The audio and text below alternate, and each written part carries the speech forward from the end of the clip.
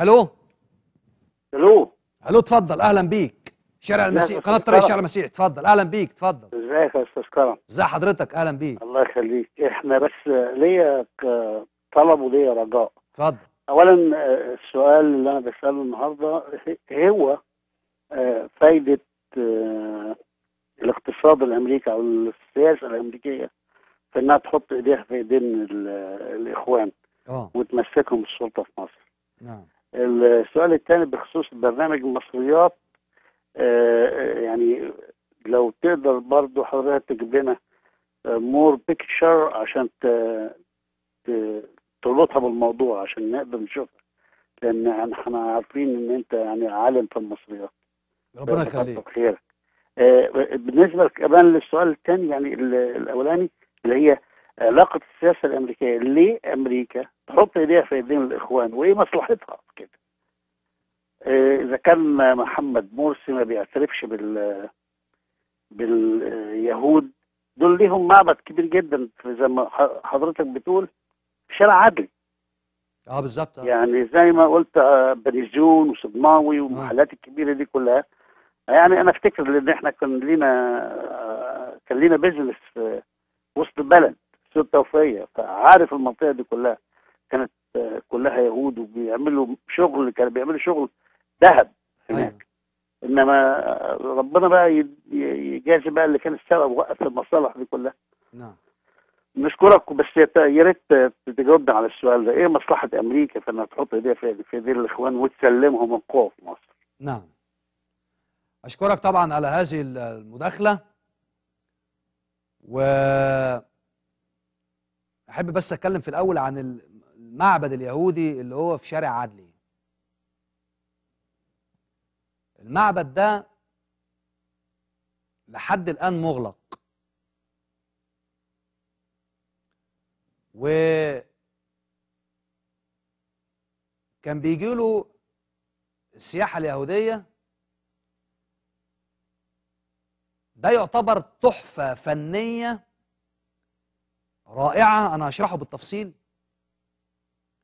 لكن هدي فكرة عامة كده عن المعبد ده في شارع عدلي.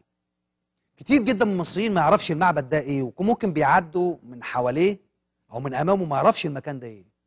المكان ده يا جماعه يعتبر من المعابد اليهوديه اللي تعتبر فريده جدا من نوعها في العالم.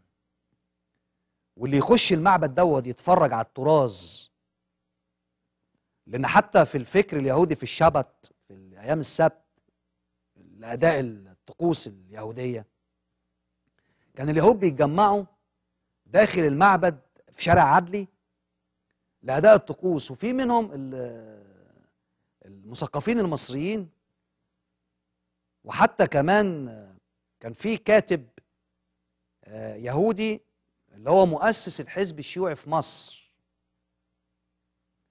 اللي هو هنري كارمن، اللي هو ده كان يهودي أسس الحزب الشيوعي في مصر، لأن اللي أسس الحزب الشيوعي كمان في سوريا خالد بقداش في 1934.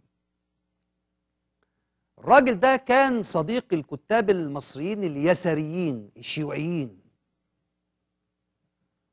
فلما كان كتب عن المعبد دوت قال ده تحفة فنية موجودة في قلب مصر. عملت ايه بقى السلطات المصرية لما خرجوا اليهود من مصر؟ قفلوا المعبد دوت. لما اتقفل حتى للسياحة اليهودية ممنوع زيارته. اقتصرت الزيارة فقط على 14 معبد، وخصوصا السياحة الأكثر بتتوجه إلى معبد بن عزرا في قلب مجمع الأديان. لكن ده معبد لحد الآن مغلق وتحت السيادة والسيطرة الحكومة المصرية. من ضمن الحاجات ان ممكن تجيب ذهب، فعلا ممكن تدخل عملات صعبة، ممكن تدخل دخل قوي جدا. وفي كتير من المصريين زي اخونا اللي كان بيتكلم كان ليه بيزنس مع اليهود، وفقد هذا البزنس نظرا للأهواء السياسية اللي بتمر بيها مصر. يعني كارثة من جميع النواحي، ناحية اقتصادية، فقد البزنس مع الدول الأخرى. لذلك الحكمة في إدارة الأمور، علم الإدارة ده علم لوحده، كيفية إدارة الكوارث، كيفية إدارة الأزمات. مش أي حد يطلع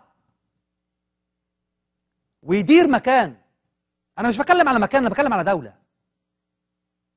يعني لازم المشكلة طبعا إن الفكر الديني في الدول العربية مسيطر على العقول بطريقة طبعا يعني تخلي الواحد اتعمل له غسيل مخ عن طريق الدين. شحن بطاريات، بيتم شحن الإنسان منذ الصغر على كره الآخر. يعني مطلوب منه إيه لما بيكبر؟ كره الآخر. كرئيس جمهورية لازم في حكمة في إدارة الأمور، حكمة لأن الشعب المشكلة الشعب اللي وراك، أنت مش لوحدك.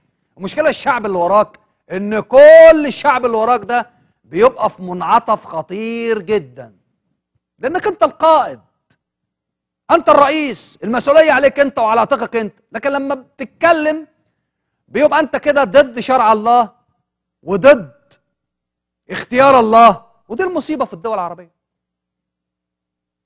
فكر جامد، في جمود في الفكر ده. نتيجة إيه؟ نتيجة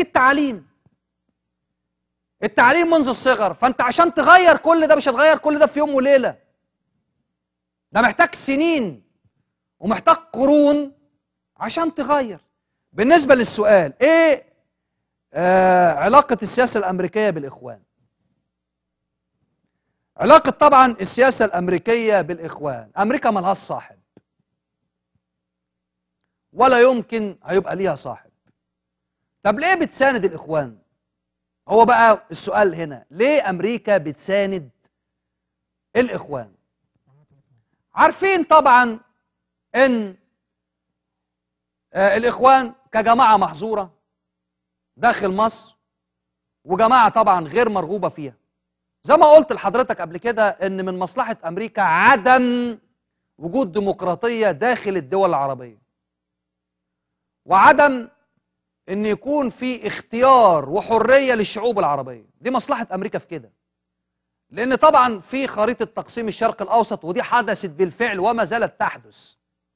فمصلحه امريكا انها تلعب بالكارت دوت اللي هو كارت الاخوان، عارفه انها جماعه ضعيفه، وعارفه انها غير مرغوبه، وعارفه انها مالهمش قوه ولا ليهم سند، فبتساندهم عشان تسيطر على المنطقه العربيه، وتسيطر برضه وتحطهم في الصورة، وهي تكون الكيان والسيطرة ليها هي والهيمنة الأمريكية في المنطقة، وتضع بقى الرؤساء كشكل بس، لكن هي اللي بتدير. بدليل اللي حصل حاليا، مدام هيلاري كلينتون لما راحت الصحافة صورت والمدام قاعدة بتضحك، والسيد الرئيس محمد مرسي قاعد برضه بيضحك، وقالوا خلاص مفيش أي نزاع ولا كونفليكت بين مصر وإسرائيل، وخلاص الموضوع هدي بعد طبعا لما إسرائيل بعتت صواريخ وأرسلت صواريخ وتهدد بيوت وأهالي فقدت. مصلحة أمريكا هي عايزة كده، عايزة إن تلعب بهذا الكارت وهي تدير المنطقة، وتكون هي ليها اليد العليا في إدارة الأمور، لأن عارفة طبعا إن جماعة ضعيفة وجماعة عشة وتاريخها بيقول كده. معايا تليفون تاني. ألو ألو. ايوه، مساء الخير. مساء الخير، أهلا بيك، اتفضل. قناة الطريق الشارع المسيح، اتفضل. انا بشكرك يا استاذ كرم، وبتابع البرنامج بتاعك على طول على العلم الواسع اللي انت بتقول لنا عليه وحقيقي بجد بشكرك. يعني اتصالي اولا عشان اشكرك بجد. يعني ثانيا انا بس بقول في موضوع برضو الاخوان ومسك الحكم في مصر، الهديه اللي هي اديتها لهم الاخوان ان هي مديها لهم سينا، وطبعا هي الاخوان الوحيده اللي هتساعدهم على تقسيم مصر. انا بضيف بس على حاجه على اللي انت قلته يعني. نعم. ومتشكر قوي. ربنا يخليك. طبعا اشكرك على هذه المداخله. طبعا حتى سيد قطب، انا جه في بالي دلوقتي سيد قطب. سيد قطب تعليمه في امريكا، وتعلم وقعد 6 سنوات في امريكا. مين اللي خلى سيد قطب يوصل للمرحله اللي هو وصل لها من اعطاء خطابات، ومين اللي عدمه؟ امريكا. نظرا برضو ان الكثير لا يعلم ان سيد قطب اتى الولايات المتحده الامريكيه وتعلم هنا لمده 6 سنوات، ثم ذهب الى مصر. وحتى في فكر جماعه التكفير والهجره وجماعه الاخوان المسلمين، اللي كان بيقبض عليه ابان الفتره اللي هي في العصر البائد ايام الرئيس حسني مبارك، اللي كان بيقبض عليه من جماعه الاخوان من قبل امن الدوله، كان اهم حاجه يشوفوا الكتب اللي بيقراها من جماعات تكفير وهجره، من كتب سيد قطب. لكن انا يهمني لب الموضوع، جذور الموضوع، ان كانت امريكا ليها دخل كبير جدا في اعدام سيد قطب. فهي بتعمل الرئيس وبتعمل الزعيم، وبرضه هي اللي بتقضي عليه. اللي بيحصل حاليا دلوقتي ده من قبل السياسه الامريكيه والخارجيه الامريكا، والسياسه الخارجيه الامريكيه ان بتلعب بكروت موجوده داخل الدول العربيه. حتى في مقوله قالها الرئيس الراحل محمد انور السادات، ان the Arabs agree for not disagree، ان العرب اتفقوا الا يتفقوا.